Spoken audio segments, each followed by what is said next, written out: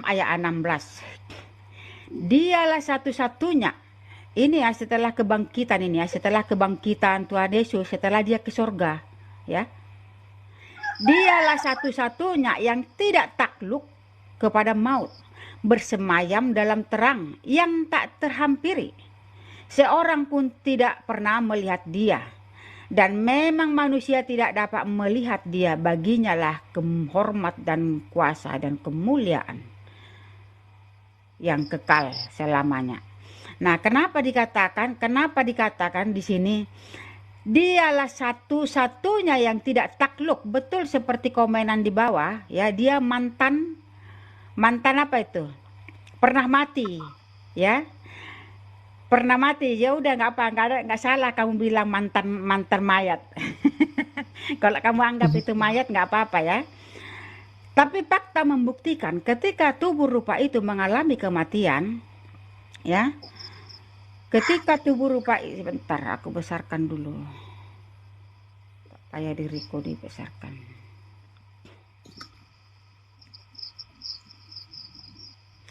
Ketika tubuh rupa itu mengalami kematian ya, roh itu pergi ke dunia orang mati, menginjili orang-orang yang terdahulu mati, roh-roh orang yang terdahulu mati, dan membangkitkan orang-orang yang mati. Saya ambil ayatnya. Jadi itu ya. Jadi ketika dikatakan mati ya, Tuhan itu memisahkan diri, atau bukan Tuhan itu, roh itu memisahkan diri dari daging. Demikian juga kita manusia, ketika roh memisahkan diri dari daging ya, jika roh itu memang tidak diperkenankan lagi untuk kembali kepada kita, maka tubuh kita akan mengalami kematian, tetapi roh tidak. Namun Tuhan Yesus berkuasa ya, makanya dikatakan dia berkuasa memberi nyawanya dan berkuasa mengambilnya kembali. Nah, tubuh yang ditinggalkannya itu ya, tubuh yang ditinggalkannya itu dia berkuasa mengambilnya kembali, makanya dia hidup. Dan itu memang sudah dinubuatkan, aku 3 hari 3 malam ya mengalami kematian, setelah itu dia akan bangkit. Nah, oke.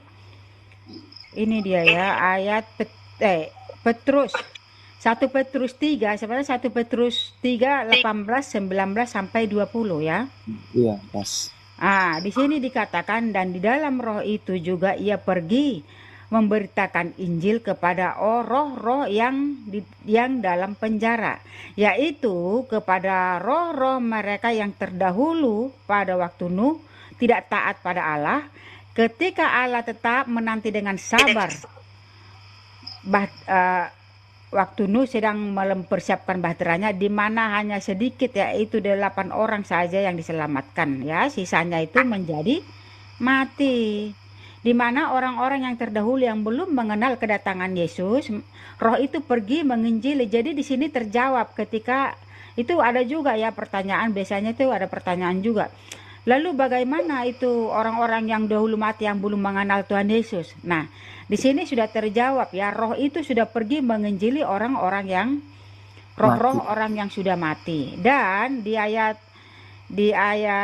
ini, di ayat Matius 27 52 sampai 53 di sini dikatakan ya, dan kuburan-kuburan terbuka dan banyak orang-orang yang telah meninggal bangkit. Dan sesudah kebangkitannya Yesus, sesudah kebangkitan Yesus, mereka pun keluar dari kubur, lalu masuk ke kota kudus dan menampakkan diri kepada orang banyak itu. Nah, di sini kenapa roh yang dibangkitkan bisa menampakkan diri? Sebenarnya nggak bisa ya. Tetapi Tuhan Yesus sengaja memberi kuasa ya, atau memberi karunia buat orang-orang yang banyak itu untuk melihat orang-orang yang dibangkitkan itu. Supaya apa? Supaya terbuktilah perkataan Tuhan Yesus yang ada di Hesekiel 37 ayat 13. Dan kamu akan mengetahui bahwa akulah Tuhan pada saat aku membuka kubur-kuburmu dan membangkitkan kamu, hai umatku, dari dalamnya. Makanya dibilang kebangkitan ini pun sudah diperkatakan sejak dia belum datang ke dunia.